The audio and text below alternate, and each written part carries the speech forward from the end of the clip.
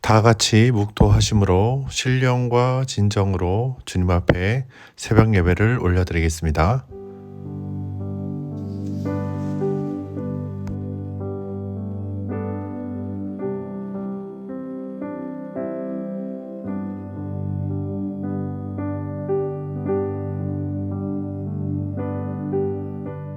사도신경 하시겠습니다.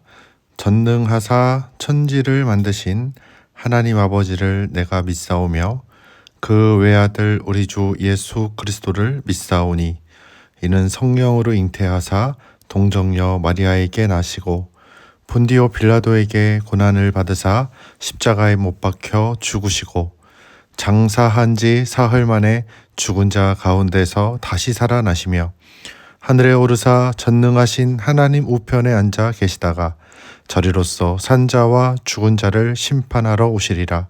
성령을 믿사오며 거룩한 공회와 성도가 서로 교통하는 것과 죄를 사하여 주시는 것과 몸이 다시 사는 것과 영원히 사는 것을 믿사옵나이다. 아멘.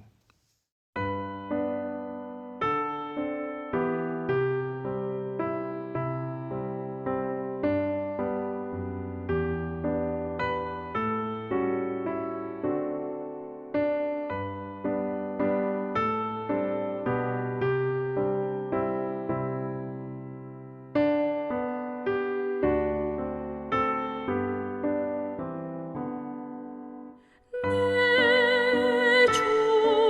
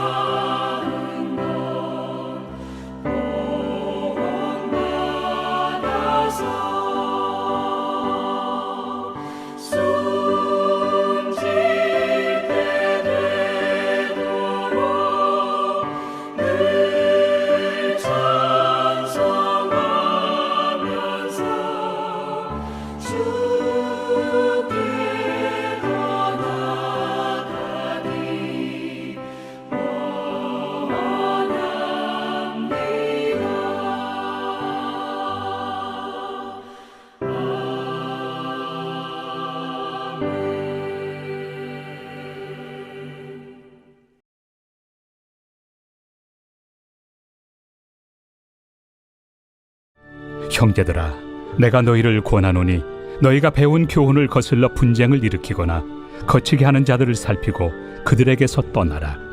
이 같은 자들은 우리 주 그리스도를 섬기지 아니하고 다만 자기들의 배만 섬기나니 교활한 말과 아첨하는 말로 순진한 자들의 마음을 미혹하느니라.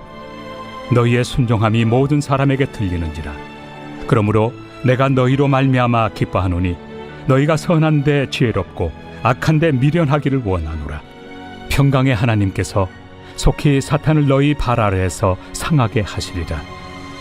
우리 주 예수의 은혜가 너희에게 있을지어다. 할렐루야. 사랑하는 여러분, 이제 다음 주부터 우리 교회에 특별 새벽 부흥회가 있습니다.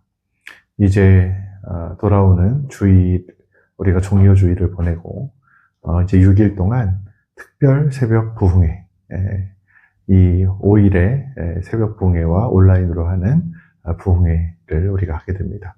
돌파라는 주제를 가지고 부흥회를 하게 됩니다. 새벽 5시 30분에 현장에서 예배를 드립니다. 여러분, 이 복된 자리에 참여하여 주셔서 여러분들의 삶에 돌파가 일어나기를 주님의 이름으로 축복합니다. 분명히 사망 권세를 이기신 예수 그리스도께서 사망 권세를 돌파하시고 부활하신 예수님의 은혜가 여러분들과 함께 하실 줄로 믿습니다. 아울러 또 한 가지 광고는 돌아오는 주일은 종려 주일입니다. 종려 주일은 예수 그리스도께서 십자가를 지시기 위하여서 이제 예루살렘 성으로 입성하시죠. 예수님의 그 고난의 시작이 되는 주간이기도 합니다. 네, 제가 늘 해마다 말씀을 드리지만 이 고난 주간 혹은 예수님의 고난을 우리가 동참하는 그 주간에 역사적인 저의 생일이 늘 끼어 있습니다. 그래서 여러분, 이번에도 좀 간곡하게 부탁드립니다. 종려 주일은 우리가 예수님의 고난을 깊이 묵상해야 하는 주간입니다. 그 주간에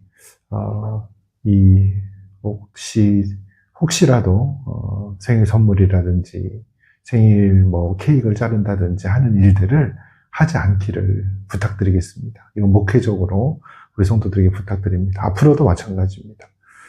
목회자의 생일이나 성도들의 생일은 다 똑같습니다. 똑같은 생일이지만 여러분들의 마음은 너무나도 잘 알고 있습니다. 그래도 고생하니까 위로하시기 위해서 그렇게 이렇게 좀 사랑하는 마음으로 섬겨주시는 것도 너무 잘 알고 있습니다. 그러나 시기적으로도 지금 종려 주일이고 또 나라와 민족을 위해서 기도해야 될 때이며 또 이제 우리가 준공을 준비하면서 여러 가지 복잡한 일들을 해야 할 때에 저는 조금 더 우리가 조용하고 경건한 일주일을 좀 보내기를 소망합니다. 그래서 여러분 부탁드리겠습니다. 그래서 우리 권사님이 김인수 권사님께서 미역국이라도 끓이고 싶다 그러셨는데 제가 반대했습니다. 그것도 안 했으면 좋겠다. 아무것도 안 했으면 좋겠다.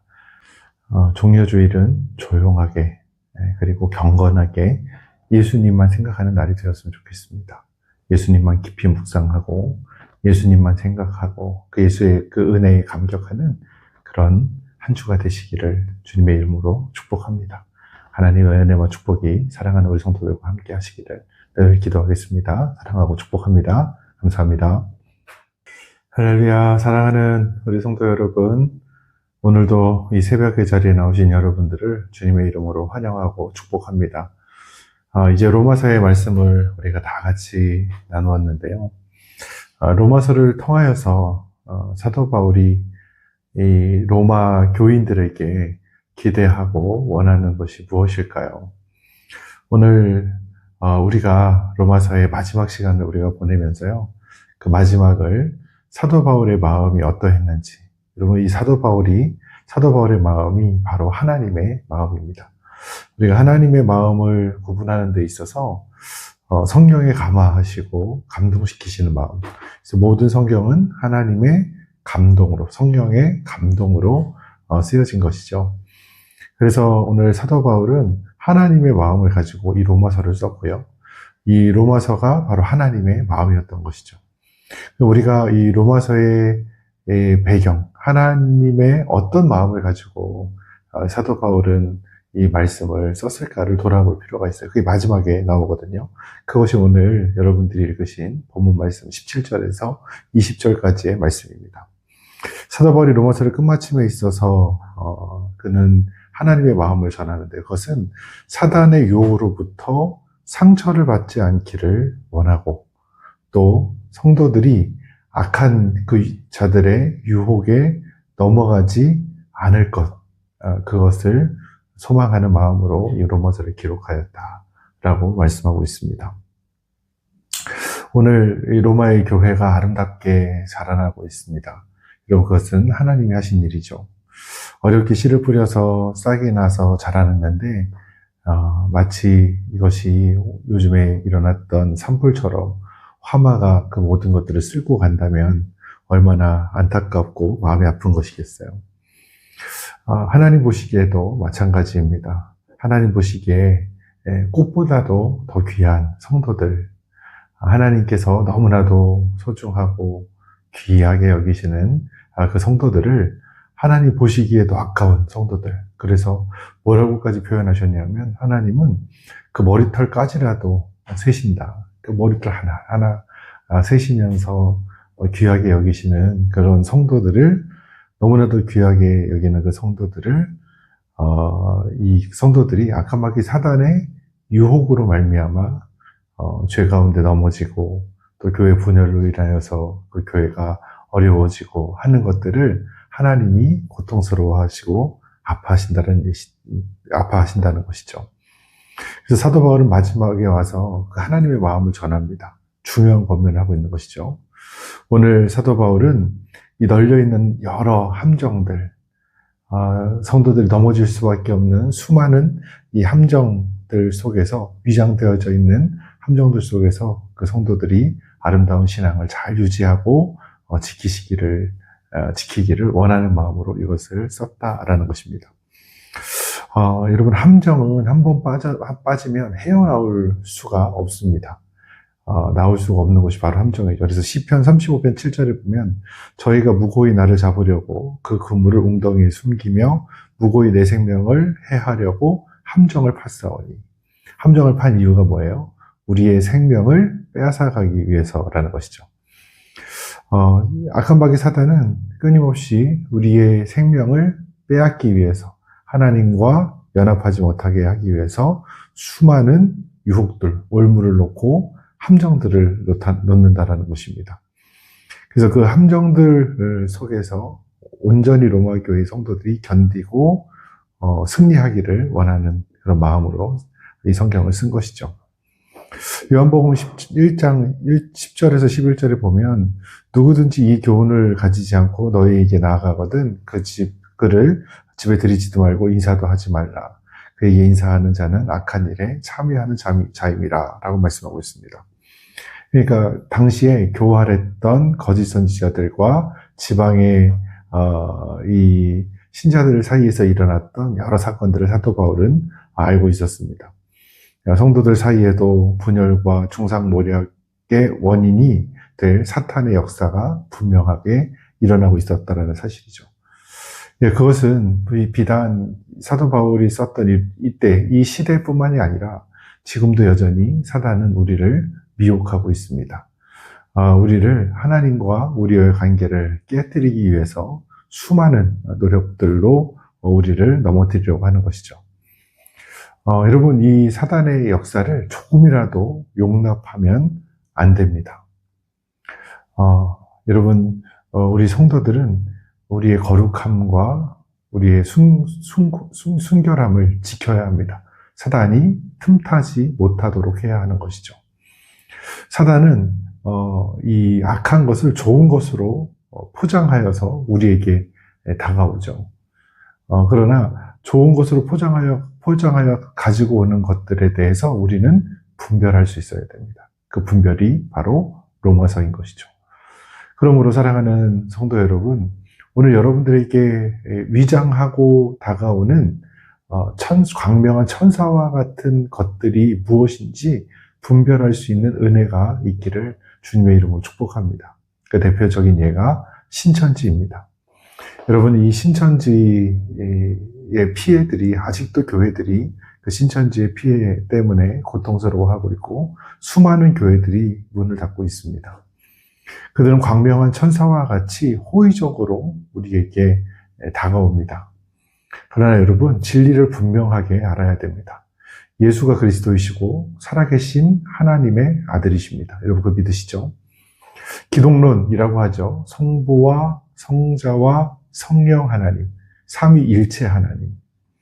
이 삼위일체 하나님께서 우리 하나님의 사랑을 쏟을 만한 하나님의 형상을 따라 지음받은 하나님의 사람을 살리시기 위해서 하나님의 지혜를 발동하셔서 독생자 예수님을 이 땅 가운데 보내셨고, 예수님이 이 땅 가운데 오셔서 고난받으시고 죽으시고 3일 만에 부활하심으로 말미암아 이제는 누구든지 그를 믿기만 하면 구원을 얻게 되는 줄로 믿습니다.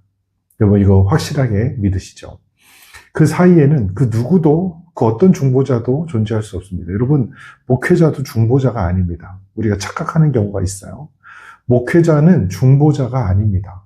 그러니까 여러분들에 위해서 중보하며 기도는 할 수 있어도 내가 여러분들을 위한 중보자가 될 수는 없습니다. 여러분들의 중보자는 딱 한 분이십니다. 예수님이십니다. 그래서 예수의 이름으로 기도하는 것이죠. 우리가 여러분 이 사이, 예수님과 우리의 관계 사이에 그 누구도 끼울 수 없습니다. 이만희가 끼울 수 없죠. 문선명이 끼울 수 없죠. 여러분 그들은 인간일 뿐입니다. 한낱 부족하고 연약한 인간일 뿐이죠. 오늘 우리와 예수 그리스도의 사이에는 담이 없습니다. 우리와 예수 그리스도와 연합하고 그 예수의 이름으로 하나님께 우리 모두가 나아갈 수 있음을 믿으시기를 주님의 이름으로 축복합니다. 그러므로 사랑하는 여러분, 이 말세 지말의 시대에 그 어떤 미혹에도 넘어가지 않는 은혜가 있기를 주님의 이름으로 축복합니다. 오늘 기독교는 또한 이 어떤 한편의 정치적인 성향에 매몰되지 않습니다. 여러분 기독교는 어떤 정치적인 이념에 이 기독교가 포함되는 종교가 아닙니다. 그 이념을 초월하죠. 하나님의 나라는 이념에 매몰되어 있지 않습니다. 그 이념을 초월해요. 그 이념은 너무나도 부족해요. 인간이 만든 것이기 때문에 그렇죠. 사람이 만든 것은 부족하고 함정이 있고 연약함이 있습니다. 그 연약함에 매몰되어서는 안 되는 것이죠.